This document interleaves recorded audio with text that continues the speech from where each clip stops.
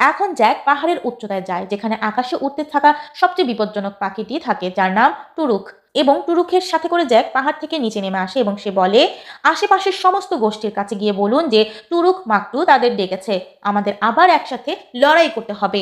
যখনই সবাই দুরুখের নাম শুনে সবাই দ্রুত চলে আসে, কিন্তু তাদের আরো বেশি শক্তিশালী হতে হবে, কেননা মানুষকে পরাজয় করা এতটা সহজ নয়।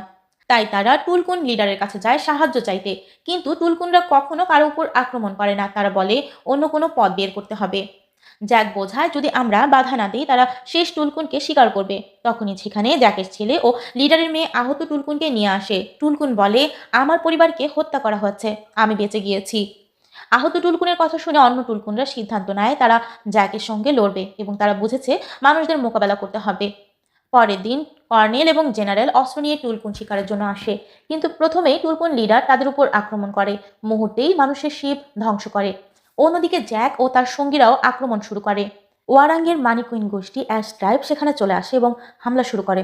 তারা ভয়ঙ্কর যুদ্ধবীর, তাদের সঙ্গে লড়াই এত সহজ নয়। কিরি বুঝতে পারে যে মা এভার সাহায্য লাগবে, তাই সে মা এভার সঙ্গে সংযোগ স্থাপন করে। তখনই সেখানে স্পাইডার আসে, কিরির হাত ধরে সংযোগ স্থাপন করে। তখনই সেখানে জ্যাকের ছোট মেয়েও চলে আসে এবং তারা তিনজন মিলে মা এভার কাছে সাহায্য চায়। হঠাৎ একটি ব্লাস্ট ঘটে এবং সংযোগ ভেঙে যায়। ওয়ারাং ও তার গোত্র জ্যাকের স্ত্রীর পাখির পাখা জ্বালিয়ে দেয়, যার ফলে পাখি নিচে পড়ে। পরবর্তীতে আমরা দেখতে পাই জ্যাকের সবচেয়ে বড় পাখি ট্রুক মারা যায়। লিডারের স্ত্রী যে কিনা গর্ভবতী, সে আহত হয়। জ্যাক তার স্ত্রীকে বাঁচাতে পৌঁছায় এবং তাকে দ্রুত নিরাপদে আনে। মৃত্যুর আগে লিডারের আহত স্ত্রী একটি শিশু জন্ম দেয়। জ্যাকের ছেলেও সেখানে আসে। জ্যাক বলে, তোমার কারণে টুলকুনরা আমাদের সাহায্য করতে প্রস্তুত হয়েছে, আমি তোমার উপরে অনেক গর্বিত। কিরি পানি থেকে মা এভার সঙ্গে সংযোগ স্থাপন করে।